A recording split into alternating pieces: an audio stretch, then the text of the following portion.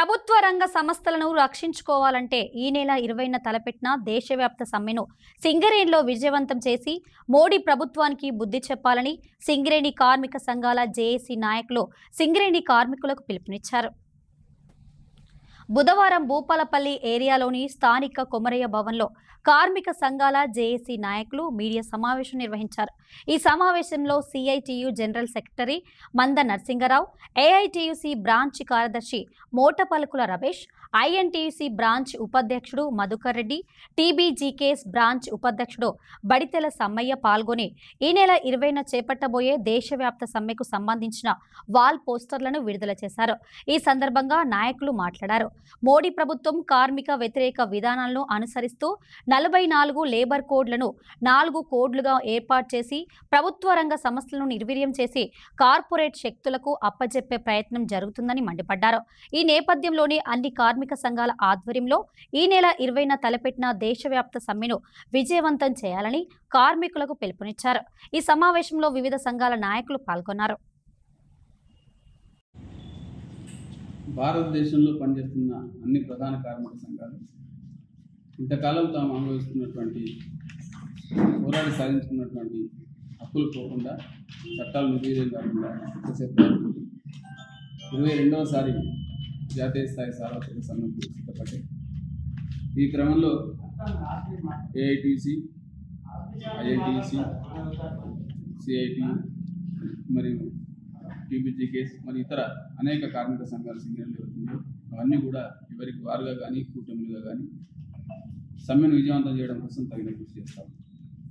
ఈ సమ్మెలో దేశవ్యాప్తంగా బ్యాంకులు, గనులు, రైతులు, కార్మికులు అన్ని వర్గాలు ఈ సమ్మెలో పాల్గొంటున్నారు. కాబట్టి దేశం స్థాయిలో ఇది అతిపెద్ద సమ్మె. కేంద్ర ప్రభుత్వం కనుక దిగివచ్చి తాము నిర్వీర్యం చేయదలుచుకున్నటువంటి కార్మిక చట్టాలను ఆపకుండా, కోడ్స్ విధానాన్ని చేయడం ఆపకుండా చేస్తే అది ఈ దేశ కార్మిక వర్గానికి నష్టం, పరోక్షంగా ప్రభుత్వానికి కూడా నష్టమే. దిగిరావాల్సిందిగా కోరుతూ జరుగుతున్న ఈ సమ్మెలో అందరూ పాల్గొనాలని కోరుతా ఉన్నాం. బీజేపీ ప్రభుత్వం, కేంద్ర ప్రభుత్వం ఈరోజు భారతదేశంలో ఉన్నటువంటి కార్మికుల మీద అధిక పనిభారం మోపుతూ వాళ్ళని ఈరోజు ఇప్పటికి కూడా మోసం చేస్తూ మరొకసారి మోసం చేయాలని కేంద్ర ప్రభుత్వం చూస్తున్నది. అదేవిధంగా మన భారతదేశంలో ఉన్నటువంటి కోల్ ఇండియా కానీ సింగరేణి కానీ మళ్ళీ వాళ్ళ మీద అధిక పనిభారం మోపుతూ వాళ్ళకు అన్న చెప్పినట్టు వాళ్ళకు సిఎంపిఎఫ్ నుండి 12% నుండి 10% ఇట్లా తీసుకొస్తూ కార్మికులను మోసం చేయడానికి మరొకసారి చూస్తున్నది. కాబట్టి కార్మికులు జరగబోయే 20 తారీఖు రోజు ఆ సమ్మెను విజయవంతం చేయాలని తెలంగాణ భూమి కార్మిక సంఘం మరియు అన్ని జేఏసీ కార్మిక సంఘాలు కోరుతున్నాయి. కావున కార్మికులు అందరూ రేపు జరగబోయే 20 తారీఖు జరగబోయే సమ్మెను విజయవంతం చేయాలని మనం చేస్తున్నాం. సంవత్సరం నుండి బీజేపీ ప్రభుత్వం వచ్చినప్పటి నుండి కార్మిక వర్గానికి వ్యతిరేకంగా పనిచేస్తుంది.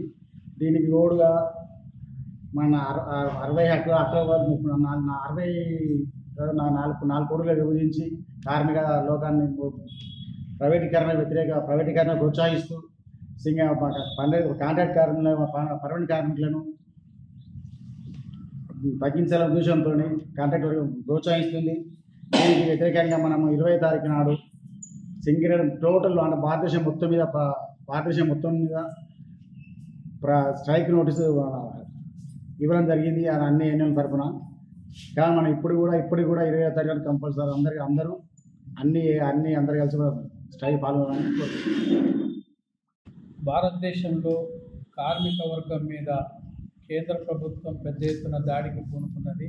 అందులో భాగంగా ఇప్పటి వరకు స్వతంత్రం రాకముందు తర్వాత కార్మిక వర్గం పోరాటం చేసి సాధించుకున్నటువంటి కార్మిక చట్టాలను సమూలంగా మార్చేసి కార్మికులను కట్టు బానిసలుగా చేసి ఈ యొక్క చట్టాల మార్పు వల్ల పారిశ్రామికవేత్తలకు, పెట్టుబడిదారులకు ఊడిగం చేసే పద్ధతిలో కార్మికుల హక్కులన్నీ కాలరాసే విధంగా ఈ 29 చట్టాలను 4 కోళ్లుగా మార్చి కార్మిక వర్గం మీద దాడి చేస్తూ ఉంది.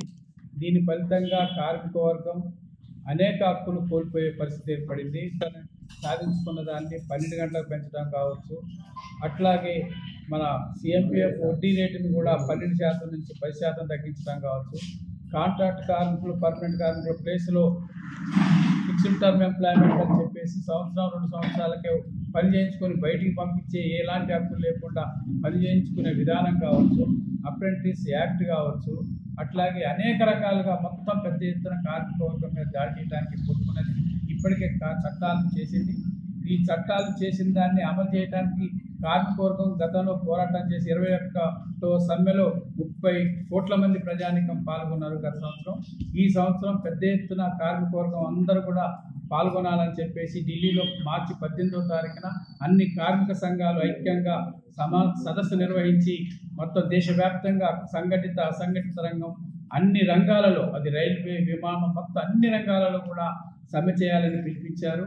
అందులో భాగంగానే సింగరేణిలో కూడా సమ్మెను మే 20వ తారీఖున 100% విజయవంతం చేసి ఈ మోడీ ప్రభుత్వానికి తగిన గుణపాఠం చెప్పాలని చెప్పేసి అన్ని కార్మిక సంఘాలుగా ఐక్యంగా మేము కార్మికులకు అప్పీల్ చేస్తా ఉన్నాం.